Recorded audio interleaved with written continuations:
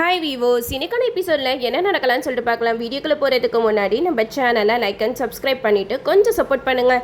வாங்க இப்போ வீடியோக்குள்ளே போகலாம். எபிசோட் ரொம்பவே பரபரப்பாக போய்கிட்டு இருக்கு. நம்ம ராஜராஜன் ரொம்ப கிரிட்டிக்கலாக ஹாஸ்பிட்டலில் அட்மிட் ஆகிருக்காரு. அவங்களோட நிலைமையை நினச்சி சாமுடிச்சேரி எல்லாருமே வெளியில் நின்று அழுதுகிட்டு இருக்காங்க. அப்போ ரோகிணி சாமுடிச்சேரியை பார்த்து சொல்கிறாங்க, அப்பாவுக்கு இந்த மாதிரி ஆனதுக்கு காரணமே நீங்க தாம்மா. நாங்கள் ஆரம்பத்துல இருந்தே சொல்லிட்டு இருந்தோம், அந்த மருதோட நடவடிக்கை சுத்தமாக சரியில்லை. அது மட்டும் இல்லாமல் கார்த்தி எத்தனையோ தடவை உங்ககிட்ட சொன்னார். ஆனால் நீங்கள் யார் பேச்சுமே கேட்காம உங்களோட வரட்டு கௌரவத்தினால இப்போ அப்பாவோட உயிர் பார்த்தீங்களா ஊசல் அடிக்கிட்டு இருக்கா, அப்படி இப்படின்னு சொல்லிட்டு நம்ம ரோகிணி பயங்கரமாக சாமுடிச்சேரியை திட்டிகிட்டு இருக்காங்க. இதை கேட்டதுமே சந்திரா சொல்கிறாங்க, இங்கே பார் ரோகிணி, யாருக்கு தான் தெரியும் அந்த மருதை பற்றி? என்ன பண்ணுறது, அவன் இப்படி ஒரு அயோக்கியனா இருப்பான்னு சொல்லிட்டு யாருமே யோசிச்சு கூட பார்க்கல. சரி, கடைசி நேரத்துலையாவது உண்மை தெரிஞ்சிச்சு, அது வரைக்கும் சந்தோஷப்பட்டுக்கோ அப்படிங்கிற மாதிரி சொல்ல, இதை கேட்ட நம்ம மயில்வாகனம் சொல்கிறாங்க, ஆமாம் ரோகிணி, உங்களுக்கு உண்மை தெரிஞ்சாலும் அவங்க எங்கே வெளியில் சொல்ல போகிறாங்க அப்படிங்கிற மாதிரி சொல்ல, இதை கேட்ட நம்ம சந்திரா சொல்கிறாங்க, யாருக்கடா என்னடா உண்மை தெரியும் அப்படிங்கிற மாதிரி பயங்கரமாக எகிர்றாங்க. அப்போ கார்த்தி சொல்கிறாங்க, நீங்கள் உண்மையை சொல்லுங்கள், மீனாட்சி அம்மா மண்டபத்துக்கு அந்த மருதை பற்றி எல்லா விஷயத்தையுமே சொல்கிறதுக்காக வந்திருக்காங்க. அப்போது நீங்கள் அவங்கள பார்த்து எல்லா விஷயமே கேட்டு தெரிஞ்சுக்கிட்டு கடைசியில் ஒன்றுமே தெரியாத மாதிரி நடிச்சிருக்கீங்க அப்படிங்கிற மாதிரி சொல்ல, இது கேட்ட சந்திரா சொல்கிறாங்க, அக்கா எப்படி ஒரு பழியை மேலே தூக்கி போடுறோம் பாருக்கா. நான் சின்ன வயசுலேருந்து ரேவதி ரோகிணி எல்லாத்தையுமே தூக்கி வளர்த்தேன். பொண்ணுங்களை நான் தானக்கா என் பொண்ணுங்க மாதிரி வளர்த்தேன். என் பொண்ணுங்களோட வாழ்க்கை கெட்டு போன்னு சொல்லிட்டு நான் கொஞ்சமாவது யோசிப்பேன் அப்படிங்கிற மாதிரி சொல்ல, இது கேட்ட மயில்வாகனம் சொல்கிறாங்க, அப்போ உங்களுக்கு உண்மை தெரிஞ்சப்போ யார்கிட்டயாவது வந்து சொல்லியிருக்க வேண்டியதானே, எதுக்காக நீங்கள் சொல்லலை? இந்த குடும்பம் நாசமாக போகணும், அதை பார்த்து நீங்கள் சந்தோஷப்படணும், அதான உண்மை அப்படிங்கிற மாதிரி கேட்க, இதை கேட்டதுமே நம்ம சந்திரா சொல்கிறாங்க, அக்கா இவங்க சொல்கிற எல்லாமே போய்க்கா, யார் பேச்சு நீ நம்பாதா அப்படிங்கிற மாதிரி சொல்ல, இதை கேட்ட கார்த்தி சொல்கிறாங்க, மீனாட்சி அம்மா உங்களை பார்த்து எல்லா விஷயத்தையுமே சொல்லியிருக்காங்க, ஆனால் நீங்கள் என்னன்னா அதை அப்படியே மறைச்சிட்டீங்க அப்படிங்கிற மாதிரி சொல்ல, இதை கேட்ட சந்திரா சொல்கிறாங்க, மீனாட்சி அம்மா வந்தாங்க தான், ஆனால் என்கிட்ட ரெஸ்ட் ரூம் எங்கே இருக்குன்னு தான் கேட்டாங்க அப்படிங்கிற மாதிரி சொல்ல, இது கேட்ட மயில்வாகனம் சொல்கிறாங்க, ஆமாம் உங்ககிட்ட அவ்வளோ பெரிய மண்டபத்தில் ரெஸ்ட் ரூம் எங்கே இருக்குன்னு கேட்டாங்களா, அவங்க உங்ககிட்ட எங்கே உண்மையை சொல்லிட்டாங்க தானே அவங்கள அடிச்சு போட்டான் அந்த மருது அப்படிங்கிற மாதிரி சொல்ல, இது கேட்டதுமே சந்திரா வந்து ரொம்ப ட்ராமா பண்ண ஆரம்பிக்கிறாங்க, அக்கா நீ எதையுமே நம்பாத, என் மேலே வீண் பழி போட்டு என் வீட்டை விட்டு துரத்துறதுக்கு மறுபடியும் உங்களாம் பிளான் பண்ணிக்கிட்டு இருக்காங்க அப்படிங்கிற மாதிரி சொல்ல, இதை கேட்டதுமே கார்த்தி சொல்கிறாங்க, எங்களுக்கு அந்த மாதிரி ஒரு எண்ணெல்லாம் இல்லவே இல்லை, ஆனால் நீங்கள் கூட இருந்துக்கிட்டே இந்த குடும்பம் நாசமாக போகணும்னு நினைக்கிறீங்க பாருங்க, அதை நினைக்கும் போது தான் எங்களுக்கெல்லாம் ஒரு மாதிரியாக இருக்குது அப்படிங்கிற மாதிரி கார்த்தி சொல்ல, இதை கேட்டதுமே நம்ம சாமுடிச்சேரி குழம்பி போகிறாங்க. அது மட்டும் இல்லாமல் மீனாட்சி அம்மாவையே நான் நேரில் கூட்டிகிட்டு வந்து உங்ககிட்ட சொல்ல வைக்கிறேன் அப்படின்னு சொல்லிட்டு மீனாட்சி அம்மாவை கூப்பிடுறதுக்கு போகிறாங்க.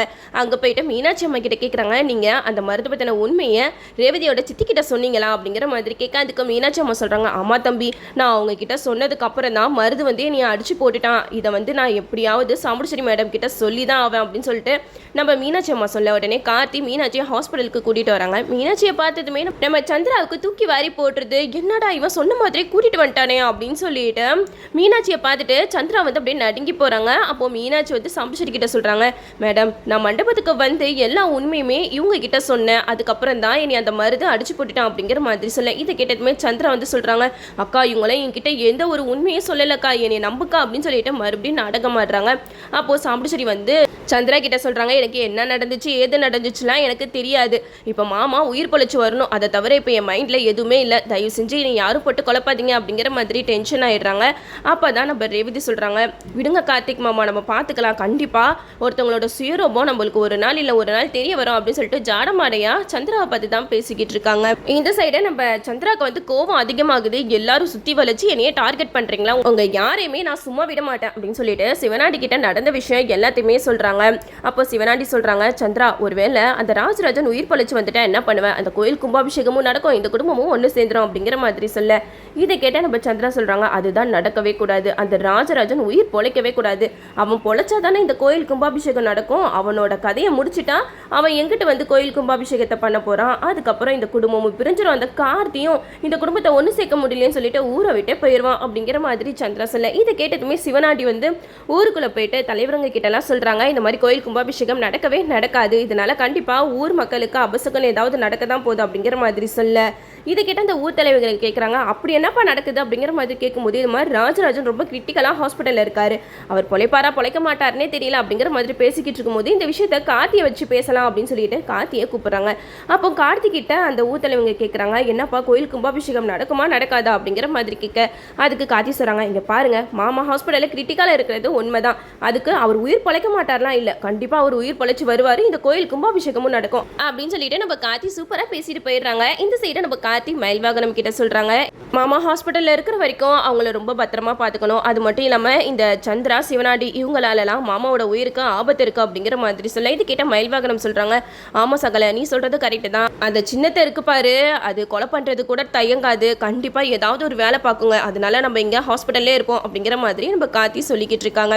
இந்த சைடு நம்ம ரேவதி கிட்ட சொல்கிறாங்க, ரேவதி உங்கள் அம்மா அழுதுகிட்டே இருக்காங்க, அவங்கள வீட்டுக்கு கூட்டிகிட்டு போ, அதான் நானும் மயில் வாகனமும் இருக்கோம்ல நாங்கள் பார்த்துக்குறோம் அப்படிங்கிற மாதிரி சொல்ல, உடனே ரேவதி சாம்பிச்சர் கிட்ட போய் சொல்கிறாங்க, அம்மா இப்படி அழுதுகிட்டே இருந்தால் உங்கள் உடம்பு என்னத்துக்குமா ஆகுறது, வாங்க நம்ம வீட்டுக்கு போகலாம் அப்படிங்கிற மாதிரி சொல்ல, அதுக்கு சாம்பிச்சர் சொல்கிறாங்க, இல்லை ரேவதி என்னால் அப்பாவை இந்த நிலைமையில விட்டுட்டு வர முடியாது அப்படிங்கிற மாதிரி சொல்லும் போது நம்ம மயில் வாகனம் சொல்கிறாங்க, அத்தை நீங்கள் வீட்டுக்கு போயிட்டு ஃப்ரெஷ்அப் ஆகிட்டு வாங்க, ஏன்னா நாங்கள் தான் இருக்கோம்ல நாங்கள் பார்த்துக்குறோம், ஹாஸ்பிட்டல் இவ்வளோ பெரிய இவ்வளோ நேரம் இருக்கக்கூடாது அப்படிங்கிற மாதிரி சொல்லி சாம்பிச்சரியை அமுச்சு வச்சிடுறாங்க.